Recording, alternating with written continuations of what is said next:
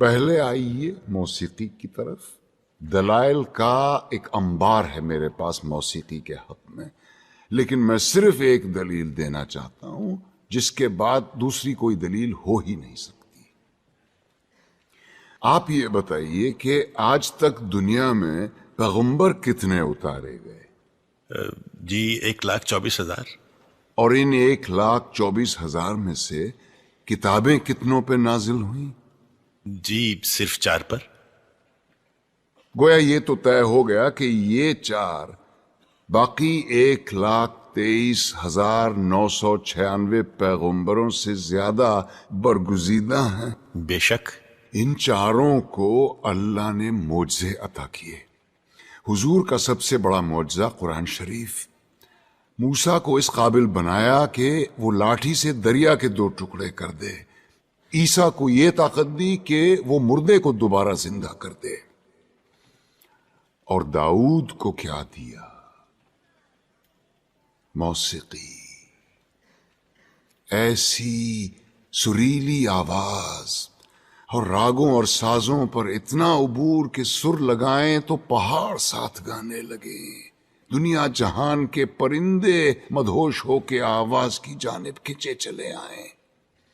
زبور اٹھا کے دیکھیے، یہ تک لکھا ہے کہ کن راگوں سے اور کن سازوں پہ گا کے حضرت داؤد السلام نے خدا کی حمد و ثنا کی.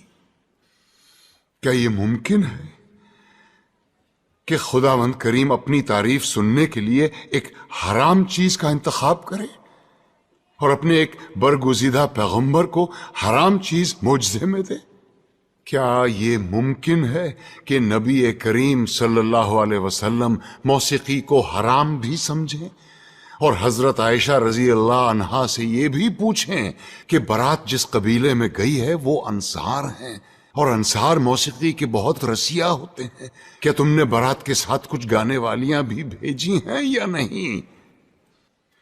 کیا یہ ممکن ہے کہ وہ موسیقی کو حرام بھی سمجھیں اور ابو موسیٰ اشعری کی قرت سے خوش ہو کر اس سے یہ بھی کہیں کہ لگتا ہے تمہارے گلے میں تو داؤد کا ساز رکھ دیا گیا ہو؟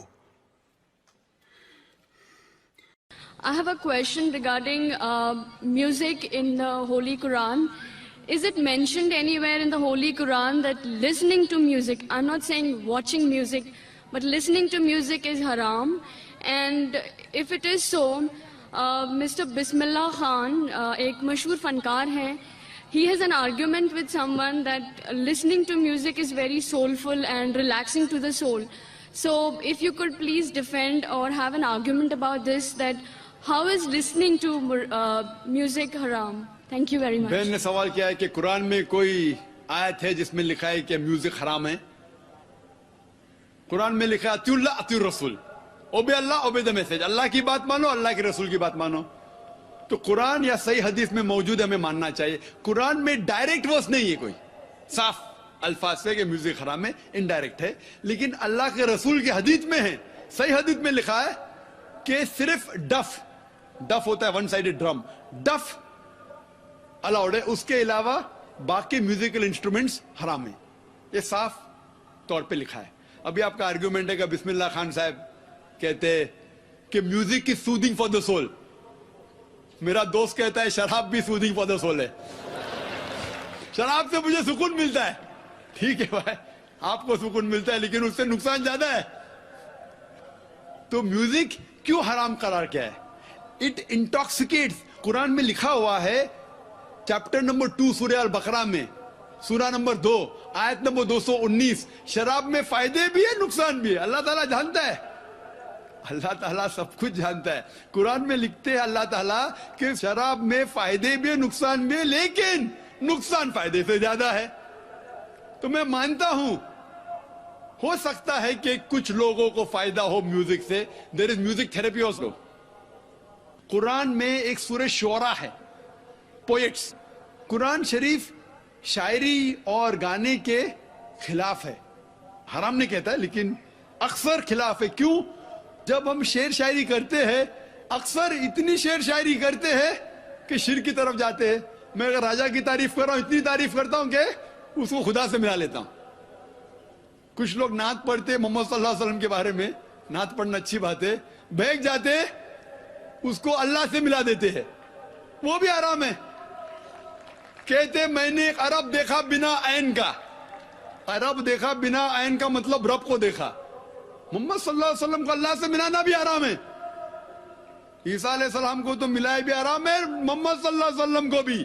हम उनसे प्यार करते हैं, मोहब्बत करते हैं, लेकिन अल्लाह से नहीं मिला सकते।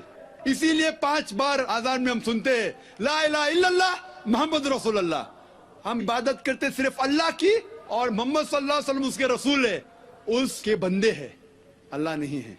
तो बिस्मिल्लाह खान जो कहते हैं, हो सकता है कि किसको सुकून पहुंचता होगा, लेकिन जब इनडायरेक्ट है, लेकिन अल्लाह के रसूल की हदीस में है, सही हदीस में लिखा है कि सिर्फ डफ होता है वन साइडेड ड्रम, डफ अलाउड है, उसके अलावा बाकी म्यूजिकल इंस्ट्रूमेंट्स हराम है। ये साफ तौर पे लिखा है। अभी आपका आर्ग्यूमेंट है कि बिस्मिल्लाह खान साहब कहते हैं कि music is soothing for the soul. मेरा दोस्त कहता है शराब भी सूदिंग फॉर द सोल है।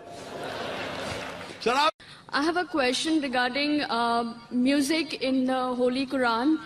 Is it mentioned anywhere in the Holy Quran that listening to music, I'm not saying watching music, but listening to music is haram? And if it is so, Mr. Bismillah Khan, एक मशहूर फनकार हैं, he has an argument with someone that listening to music is very soulful and relaxing to the soul. So if you फायदे भी नुकसान भी, लेकिन नुकसान फायदे से ज्यादा है। तो मैं मानता हूं हो सकता है कि कुछ लोगों को फायदा हो म्यूजिक से। There is music therapy also. Quran में एक सूरह शुअरा है, पोएट्स। कुरान शरीफ शायरी और गाने के खिलाफ है, हराम नहीं कहता है, लेकिन अक्सर खिलाफ है। क्यों? जब हम शेर शायरी करते हैं, would please defend or have an argument about this, that how is listening to music haram? Thank you very much. बहन ने सवाल किया है कि कुरान में कोई आयत है जिसमें लिखा है कि म्यूजिक हराम है। कुरान में लिखा है अतिउल्लाह अतिउर रसूल, ओबे अल्लाह ओबे द मैसेज, अल्लाह की बात मानो, अल्लाह के रसूल की बात मानो। तो कुरान या सही हदीस में मौजूद है, हमें मानना चाहिए। कुरान में डायरेक्ट वर्स नहीं है कोई साफ अल्फाज से कि म्यूजिक हराम है। सबसे मुझे सुकून मिलता है, ठीक है भाई, आपको सुकून मिलता है, लेकिन उससे नुकसान ज्यादा है। तो म्यूजिक क्यों हराम करार किया है? इट इंटॉक्सिकेट्स। कुरान में लिखा हुआ है, चैप्टर नंबर 2 सूरह अल बकरा में, सूरा नंबर 2 आयत नंबर 219, शराब में फायदे भी है नुकसान भी है। अल्लाह ताला जानता है, अल्लाह ताला सब कुछ जानता है। कुरान में लिखते हैं अल्लाह ताला कि शराब में फायदे। सोशल मीडिया पर एक क्लिप में बताया जा रहा है कि गाना गाना हराम नहीं है, और इसकी मिसाल ये दी कि अल्लाह ने हजरत दाऊद अलैहिस्सलाम को गाना सिखाया, और एक दफ़ा बारात कुरैश कबीले में गई तो आप सल्लल्लाहु अलैहि वसल्लम ने हजरत आयशा से फरमाया कि कुछ गाने वालियां भी इनके साथ भेज दें, क्योंकि वो गाने के बहुत शौकीन हैं। इसकी क्या हकीकत है? ये जो हजरत आयशा रज़ी अल्लाह तआला अन्हा के दौर में वाक़या हुआ, आप सल्लल्लाहु अलैहि वसल्लम ने ये जिस हदीस की तरफ आपने इशारा किया है, तो यहाँ जो जिस गाने की तरफ रसूलुल्लाह सल्लल्लाहु अलैहि वसल्लम ने इशारा किया, वो अरबी का लफ्ज़ गिना है। मुगन्निया कहा जाता था, जो तरन्नुम से कोई भी चीज़ पढ़े, उसको आप आजकल के सिंगरों पर क़यास नहीं कर सकते। तो मुगन्निया का लफ्ज़ हदीस में इस्तेमाल हुआ है, और मुगन्नी या मुगन्नी कहते हैं जो गाने वाला, और मुगन्निया गाने वाली। तो कोई भी चीज़ जब आप तरन्नुम से पढ़ते हैं तो उसको भी गिना कहा जाता है, तरन्नुम से। तो ये वो अशार थे जो लड़कियां तरन्नुम से पढ़ रही थीं, जिसमें शादी ब्याह का तस्करा था। तो ऐसे अशार पढ़ना तरन्नुम से ख़ास तौर पर इन मौक़े में जायज़ हैं। और लेकिन ये क़यास करना कि जो आजकल जिस तरह से गाने गाए जा रहे हैं उस पर क़यास करना, ये बिल्कुल जायज़ नहीं है। ये अरबी लुग़त से नावाकिफ़ियत की दलील है, क्योंकि इसको भी कहा जाता है, इन गानों को भी कहा जाता है, लेकिन हदीस से वो वाले गाने मुराद हैं जो रसूलुल्लाह सल्लल्लाहु अलैहि वसल्लम के दौर में बच्चियाँ पढ़ा करती थीं। जैसे रसूलुल्लाह सल्लल्लाहु अलैहि वसल्लम जब मदीना तशरीफ लाए तो बच्चियों ने पढ़ा तलाअल बद्रु अलैना मिन सनियतिल वदाई वजब शुक्र अलैना, ये पूरा एक कलाम उन्होंने पढ़ा। तो ये कोई वो इस तरह के गाने थोड़ी हैं जिस तरह से आज गाने गाए जा रहे हैं, और उन गानों में किस किस्म की बेहूदगी है। तो ये शरीयत पर ज्यादती है। आज जो कुछ हो रहा है ये बिल्कुल हराम है, नाजायज़ है, इसकी शरीयत में कोई गुंजाइश नहीं है।